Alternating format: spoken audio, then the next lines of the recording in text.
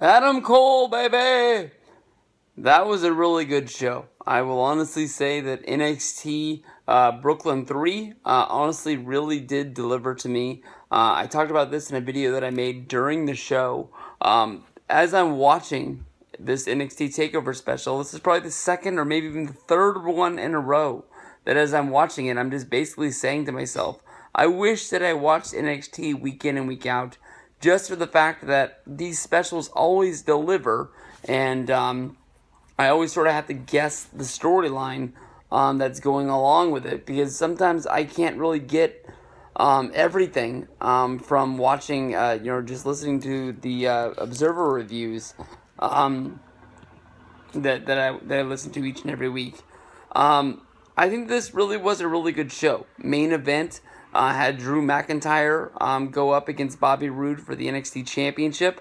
Honestly, really was a good match. My expectations coming into this match, honestly, was that Cassius Ohno, as well as Roderick Strong, were going to be getting involved in this match, seeing how neither of them had matches. We did see Roderick Strong up in the box, press box, with Daniel Bryan and Kurt Angle.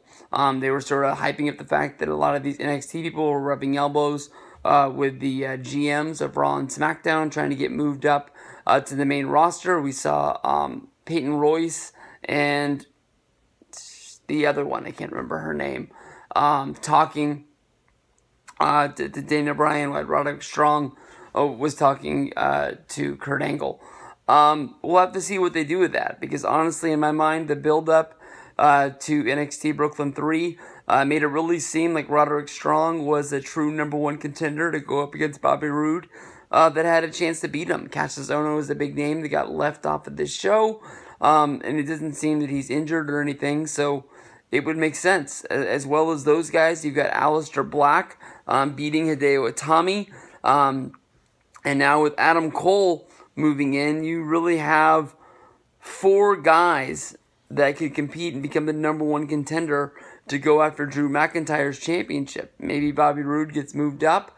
A lot of times when guys in NXT lose their championships, it's always, when are we going to see them on their main roster? Whether if it's Samoa Joe or Finn Balor. Sometimes guys get rematches, some guys don't.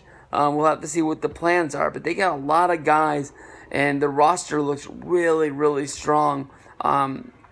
With Fish and O'Reilly teaming back up as Red Dragon. They didn't ever call them Red Dragon, so we know what it is. There were those rumors that ROH was going to be, not ROH was getting, but WWE was going to be putting together an ROH stable. It looks like Adam Cole, Fish and O'Reilly is going to be that stable. We'll have to see if there's any more people that'll get put into there, or that's just going to be it. But this honestly was a really good show. We had McIntyre beating Bobby Roode, become the new NXT champion.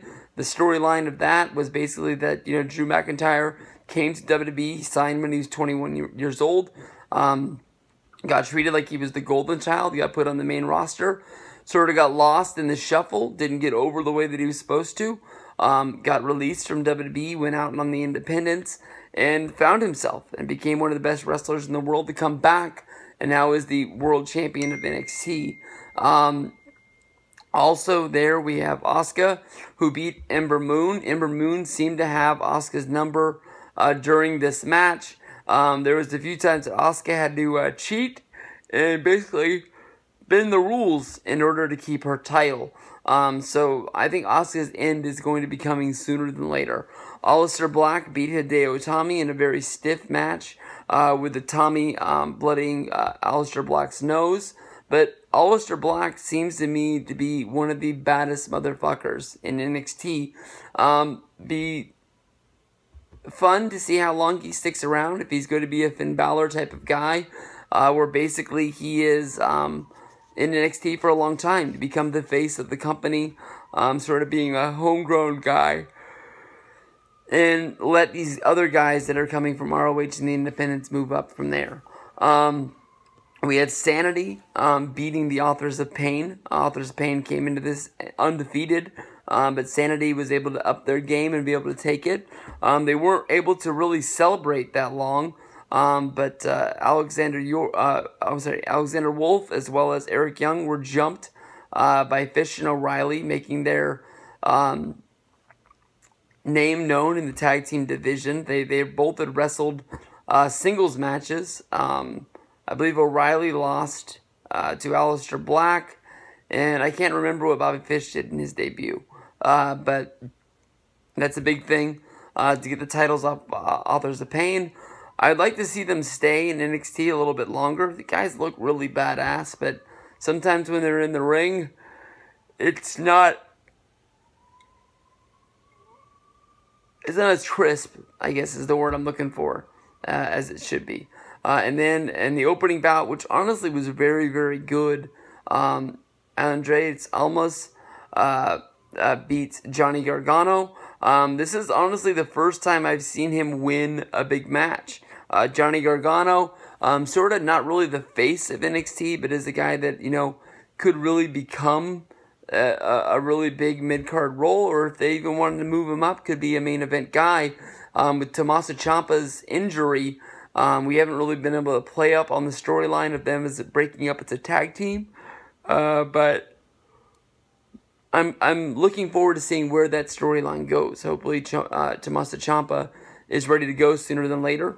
But I think a lot of people right now are really amped up over Drew McIntyre winning the championship and Adam Cole finally making his debut in NXT.